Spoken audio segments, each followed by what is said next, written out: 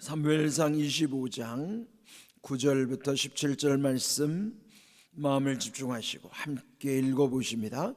다윗의 소년들이 가서 다윗의 이름으로 이 모든 말을 나발에게 말하기를 마치매 나발이 다윗의 사환들에게 대답하여 이르되 다윗은 누구며 이새의 아들은 누구냐? 요즘에 각기의 주인에게서 억지로 떠나는 종이 많도다. 내가 어찌 내 떡과 물과 내 양털 깎는 자를 위하여 잡은 고기를 가져다가 어디서 왔는지도 알지 못하는 자들에게 주겠느냐 한지라.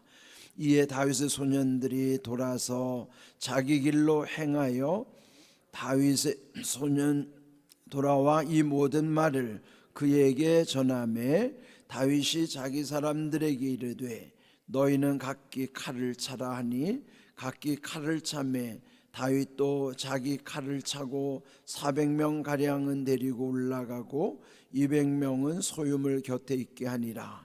하인들 가운데 하나가 나발의 아내 아비가일에게 말하여 이르되 다윗이 우리 주인에게 문안하러 광야에서 전령들을 보냈거늘 주인이 그들을 모욕하였나이다. 우리가 들에 있어 그들과 상종할 동안에 그 사람들이 우리를 매우 선대하였으므로 우리가 다치거나 잃은 것이 없었으니 우리가 양을 지키는 동안에 그들이 우리와 함께 있어 밤낮 우리에게 담이 되었음이라. 그런즉 이제 당신은 어떻게 할지를 알아 생각하실지니 이는 다윗이 우리 주인과 주인의 온 집을 해하기로 결정하였음이니이다. 주인은 불량한 사람이라 더불어 말할 수 없나이다 하는지라. 아멘. 이 성경 말씀 속에 등장하는 인물들은 거기에 이렇게 비춰진 투사된 것이 그 속에 우리의 모습이 그 안에 담겨져 있어요. 이제 보통 흔히 여기에 등장 인물들 옆에 나를 한번 두어 보는 거예요. 그러면 이제 견주어 보게 되고 빗대어 보면서 그 속에서 그 인물을 통해서 하나님이 내게 깨닫게 하시는 것, 또 그리고 내게 말씀하시고자 하는 하나님의 음성이 있는 것이죠. 오늘 제목은 배은망덕이에요. 우리 흔히 배은망덕하다는 말을 일상에서도 많이 쓰잖아요. 한문으로 배은이라는 것은 은혜를 배반하는 것이고 망덕, 덕을 잊어버리는 것. 그 덕이라는 것은 그것도 은혜예요. 베푸는 것이 덕이잖아요. 그러니까 은혜를 잊어버리고 배신하는 행위를 배은망덕이라고 그러는 것이죠. 은혜를 잊어버릴 뿐만 아니라 때로는 은혜를 원수로 갚기도 하는 경우.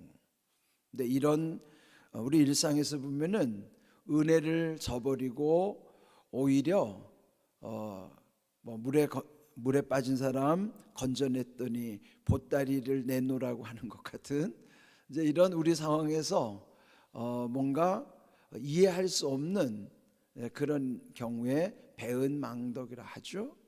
근데 오늘 여기 등장인물 가운데 보면은 나발이라고 하는 사람이 그런 인물이에요. 근데 우리 앞에서 봤던 말씀처럼 여기 이제 25장에는 그 앞에서 그 사울과 이 다윗의 쫓고 쫓기는 관계에서 갑자기 이 나발이라는 사람이 등장하게 된 겁니다. 그런데 그 이제 사무엘이 죽은 이후에 이 1장 우리 1절에서 보았던 것처럼 다윗이 바란 광야로 내려갔더라 그랬습니다. 그리고 이제 거기서 이 마온 땅에 그 나발이라고 하는 아주 부자 심히 부하여 양이 3,000마리 염소가 1,000마리인데 이제 양털 깎는 날이 돼가지고 그 다윗이 소년들을 보내어서 지금 그 다윗과 함께하는 그 600명 가량의 용사들 또 더불어 있는 그 가족들 포함하면은 그보다 더 많은 인원이겠죠. 그래서 그 먹을 것을 구하기 위해서 양털 깎는 날 좋은 날이니까 그리고 그동안에 그 다윗과 함께하는 그 용사들이 이 나발의 그 양과 염소를 또 지켜줬기 때문에 그러면은 그 좋은 날에 이 다윗이 좀 먹을 것을 요청하면은 응당 그것을 거기에 호응해야 하는 게 맞죠. 이제 그런데 이 나발은 오히려 다윗을 무시하는 말을 하는 거예요. 이제 오늘 읽은 말씀 9절을 보시면 다윗이 소년들이 가서 다윗의 이름으로 이 모든 말을 나발에게 말하기를 마치매. 이제 그 사람을 보내서 이렇게 요청을 했죠. 네, 그때 나발이 어떤 반응을 보이냐면요, 10절을 보십시다. 10절 나발이 다윗의 사원들에게 대답하기를 다윗은 누구며 이새의 아들은 누구냐. 요즘 이제 그 젊은 아이들이 속된 말로 말하면 쌩깐다는 말을 써요. 쌩깐다는 말. 이때 쓰는 말이에요. 요즘 아이들이 아주 많이 쓰는 말이에요. 쌩깐다는 말을 해요. 그러니까 다윗을 어찌 모를 수가 있겠습니까? 그런데 다윗이 누구냐? 그 이새의 아들이 누구냐? 그러면서 또 한술 덧뜨기를 또 요즘에 각기 주인에게서 억지로 떠나는 종이 많도다. 그 주인이 누굽니까? 사울 왕을 빗댄 거예요. 그러니까 사울 왕을 떠나서 억지로 떠도는 종이 누굽니까? 그게 다윗이에요. 그러니까 다윗을 아주 조롱하는 표현이에요. 아주. 예? 사울 왕을 그 주인을 피해서 떠돌아다니는 종에 불과하다. 그렇게 아주 오만불손한 태도로 이 다윗을 경멸하는 것이죠. 또 11절 다윗이 요청한 그 떡과 물 또 고기, 그러면 그것에 대해서 어찌 내 떡과 내 물과 내 고기를 가져다가 어디서 왔는지도 알지 못하는 자들에게 주겠느냐 그런 거예요. 여러분 여기서 더 정말로 자존심 상하는 말이면 어디서 왔는지도 알지 못하는 자들, 이거는 너무 점잖은 표현이에요. 좀 쌍스럽게 표현했겠죠. 그러나 이런 말이면 어디서 왔는지도 모른다는 게 우리가 흔히 말하는 근본도 없는 것들이라는 표현이에요.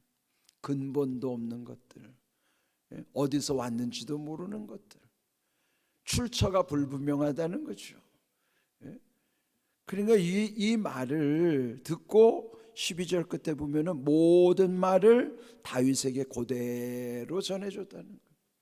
그러면 다윗은 기대하고 있었는데 오히려 이런 모욕적인 말을 들었을 때 얼마나 뒤집어지겠어요. 자존심이 상할 뿐만 아니라 정말 이거는 있을 수도 없는 일이죠. 정말 배은망덕한 일이에요. 그를 지켜줬는데 그 은혜를 저버리고 이런 식으로, 그냥 어제 말씀드린 것처럼 이 마지막 중요한 것은 자존심의 손상을 받았을 때 우리가 그것을 어떻게 이겨내야 하는가 하는 거예요. 이미 앞서 다윗은 그 죽을 고비를 여러 번 넘겼잖아요.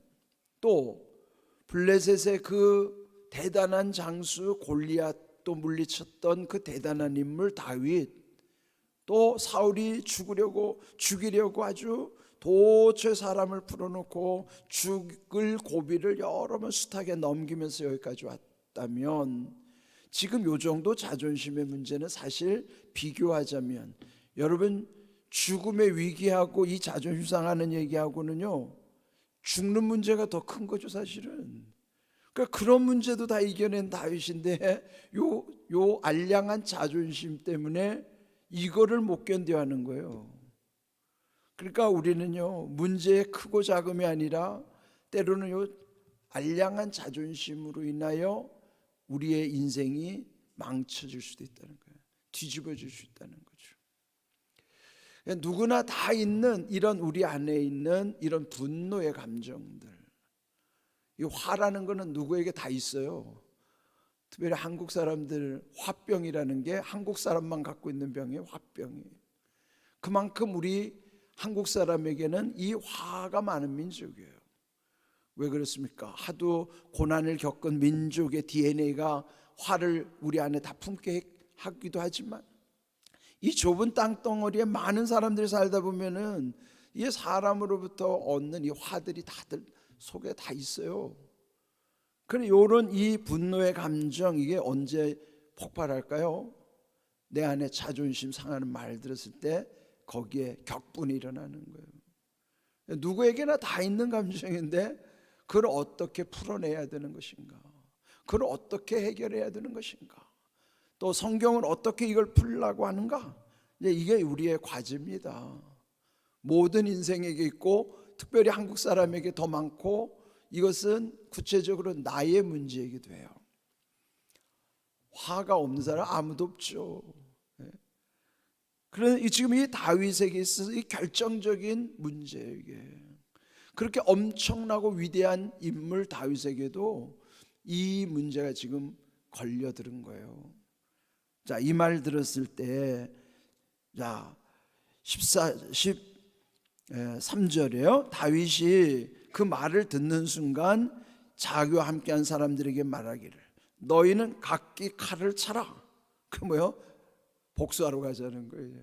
각기 칼을 차라 하니 각기 칼을 차매 다윗도 자기 칼을 차고 400명 용사를 이끌고 가는 거예요. 올라가는 겁니다.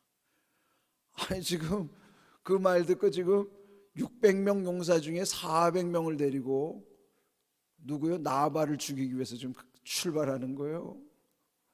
와, 이게 얼마나 화가 났으면.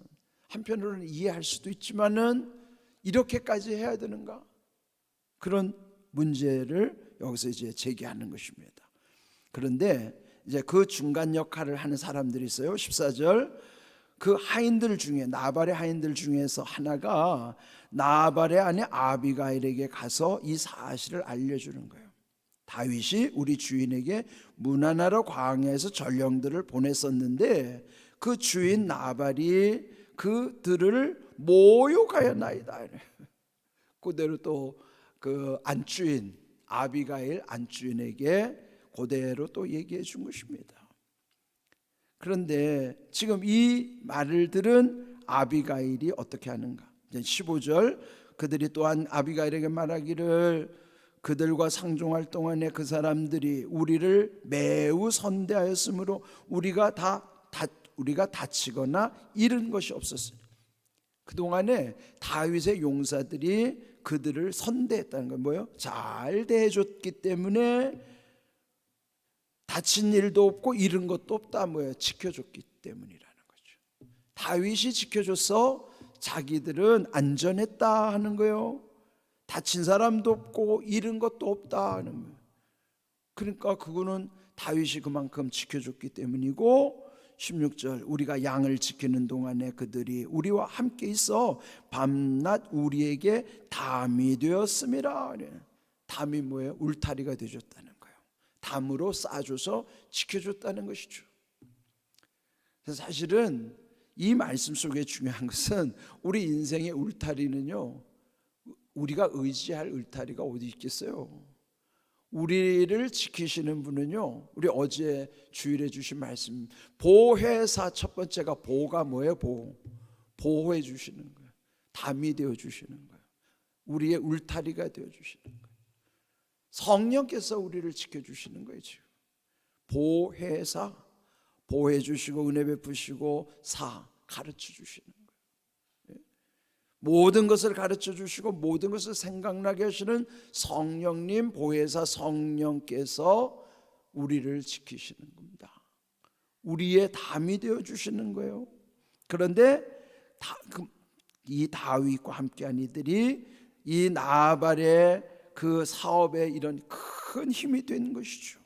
그런즉 이제 당신은, 이 아비가일 안주인에게 말하기를, 어떻게 할지를 알아 생각해 보십시오. 그러는 거예요. 판단은 안주인에게 맡기는 거예요. 왜 그랬는가? 그 다음에 나와요. 왜 그랬는가 하면은 그 마지막 끝에 보면은요, 주인은 불량한 사람이라. 이 바깥 양반 이 나발은 불량한 사람이래요. 불량한 사람이 뭐예요? 악한 사람이요, 무익한 사람이란 말이죠. 더불어 말할 수 없나이다. 말할 상대가 안 된다는 거예요. 바깥 어른은 더불어 말할 수가 없나이다. 말할 상대가 안 되니까 누구한테 찾아온 거예요? 안주인에게 찾아온 거예요. 어제 말씀드린 대로 나발 이름의 뜻은 뭐라 그랬어요? 미련한 자, 바보, 어리석은 자래, 바보.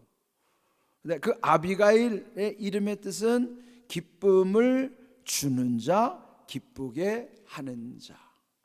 그래서 이 아비가일이 판단하는 거예요. 아비가일이 이제 이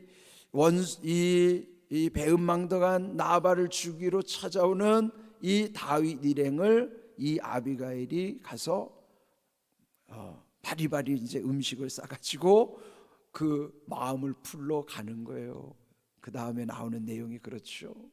근데 여기서 중요한 게 뭐냐면요, 나발과 아비가일 부부라고 하지만은 그들을 일컬어서 나발은 불량한 사람, 아비가일은 기쁨을 주는 사람. 그런데 이 불량한 사람과는 더불어 말할 수 없나이다. 우리도 그렇잖아요. 그런 사람하고 무슨 대화가 되겠어요? 그러니까 우리가 사람을 대하다 보면은 만나고 싶은 사람, 말하고 싶은 사람이 있는가 하면 만나기 싫은 사람이 있고 말 섞기 싫은 사람이 있어요. 그러니까 여러분이 그렇게 판단이 되면은 굳이 말을 섞을 필요는 없어요. 통하지 않으면은 오히려 말을 할 필요가 없는 것이죠. 그런데 이 나발과 아비가일이 부부라고 하면서도 그런 속성들이 그럼 우리 가운데 없을까요? 나발의 속성도 있고 아비가일의 속성도 있고 우리 안에 이런 여러 가지 어떤 자아를 걸어서 우리는 하나의 자아만 있는 게 아니라요, 복잡한 자아들이 우리 안에 있다고죠. 예? 그걸 흔히 말해서 페르소나라고 그러잖아요. 인격이 하나만 있는 게 아니에요. 멀티플 페르소나가 있는 거예요. 그 무슨 뜻이냐면 내 안에는 나발 같은 성품도 있고 아비가일 같은 성품도 내 속에 다 있단 말이에요. 하나만이 아니라 이런 여러 가지 다양함이 내 속에 다 들어있어 가지고 어떤 상황 속에서 우발적으로 툭툭 튀어나오는 거예요. 다윗과 같이 이런 분노의 감정도 올라오고 아벨같이 이 나발처럼 미련한 모습도 있고 또 이 중간에서 아비가일같이 아주 소중한 역할을 하는 그런 것도 내 안에 다 있어요. 이런 다양한 자아들 속에서 그걸 어떻게 이런 것들을 잘 해결할 수 있는가 하는 것은 성령께서 우리 가운데 가르쳐 주셔야 되고요, 또 생각나게 하시고 성령께서 우리를 도와주시지 않으면 이거 우리가 감당할 수 없습니다. 오늘 여기 주신 말씀처럼 우리가 인생에 어떻게 자기 생각대로 다 되겠어요? 그러나 중요한 것은 늘 우리가 하나님의 마음을 먼저 구해야 돼요. 항상 우리는 어리석고 미련함을 인정해야 되고 연약함과 부족함을 주님께 늘 내어놓고 하나님의 마음 가운데 우리 안에 늘 불쌍히 여기는 마음, 또 상대를 존중할 수 있는 그런 믿음, 이런 걸 우리가 주님 앞에 늘 구해야만 하는 것입니다. 배은망덕, 사람과의 관계만 생각하지 마십시오. 우리 인간은 근본적으로 하나님 앞에 배은망덕한 존재예요. 하나님이 우리에게 주신 은혜를 배신하는 경우 많고 하나님이 주신 은혜 잊어버리는 게 얼마나 많아요. 배은망덕이 따로 있는 게 아니라 내가 배은망덕한 거란 말이에요. 멀리서 찾지 마세요. 하나님의 은혜를 저버리는 것이 누굽니까? 나예요. 내가 배은망덕한 존재란 말이에요. 우리의 모습을 늘 돌아보면서 하나님의 마음을 구하시고 하나님이 주시는 지혜를 통해 깨닫고 하나님이 주시는 능력으로 감당할 수 있기를 주님의 이름으로 축복합니다. 아멘.